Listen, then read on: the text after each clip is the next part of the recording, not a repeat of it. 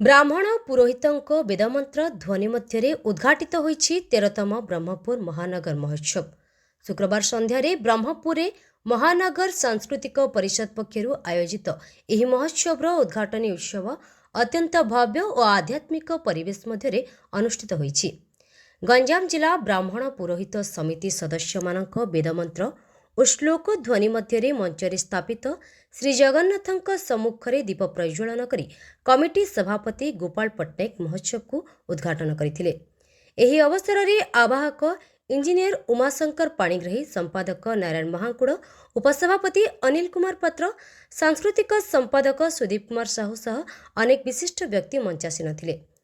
उद्घाटनी संध्यारे गंजाम जिलार ब्राह्मण पुरोहित समिति सभापति सुशांत करंक समेत 108 जन पुरोहितों को आयोजन कमिटी पक्षरु संबर्धित करा जायतिला। परे उपांत साहित्य संसद पात्रपुर अंचलर 30 जन कवि और कवयित्री तांका स्वरचित कविता पाठ करथिले एवं समस्त कवि और कवयित्री मानकु मानपत्र और उपढोकन रे संबर्धित करा जायतिला। उद्घाटनी राति रे आयोजित सांस्कृतिक कार्यक्रम रे समुदाय 15टी दल निज निज कला प्रदर्शन करथिले। ओडिशा राज्य संस्कृति विभाग पक्षरु सुगम संगीत और भक्ति अंजलि भजन संध्या परिवेषण करा जायतिला। Aaradhya dance academy, next level dance studio, मां सरस्वती डांस एकेडमी सह अनेक नृत्य संस्थार कुनी कुनी कलाकार माने संबलपुरी, देशिया और देशात्मबोधक नृत्य रे दर्शकों को मनोरंजन करथिले। एही अवसर रे समस्त कलाकार को पुरस्कृत करा जायतिला। एभली भाबरे धार्मिकता, साहित्य और संस्कृतिर समन्वय सह 13तम ब्रह्मपुर महानगर महोत्सव उद्घाटनी संध्या सफल भावे समाप्त होईछि।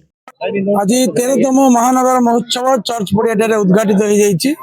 एथि हमर 100टी ऊर्जा स्टॉल, व्यवसायिक स्टॉल एटी आज खोला गला वाणिज्यिक भित्तिक स्टॉल एवं सांस्कृतिक कार्यक्रम हमर 20टी सांस्कृतिक दल तथा उपांत साहित्य संसद पात्रपुर से कवि सम्मेलन करथिले, आलोचना चक्र करथिले, गल्प आलोचना चक्र करथिले एवं आमे वेद कर्मकांड समाज गंजाम जिलार वेद कर्मकांडर सभापति सहित 108 जन ब्राह्मण मानक आम मंच आज संबर्धित करूँ। 102 स्टॉल 100 स्टॉल रू आमर एमएसएमई, डीआईसी टेक्सटाइल आमर राज्य भितर हस्तकुटी शिल्पर किसी स्टॉल आसी राज्य बाहर उत्तर प्रदेश, हरियाणा, राजस्थान ये विभिन्न राज्यों से कुटीर हस्तशिल्प नहीं मंच ये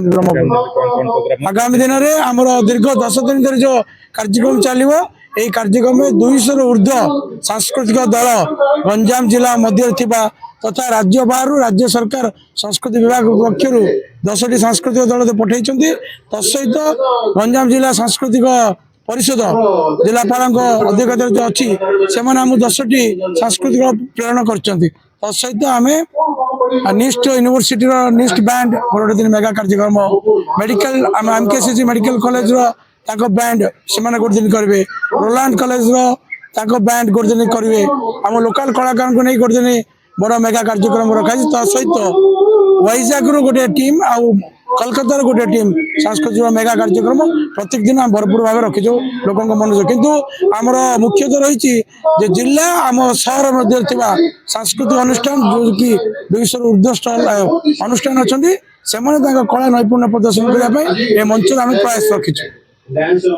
ब्रह्मपुर गोपाल कृष्ण रेड्डी रिपोर्ट, गंजाम समाचार।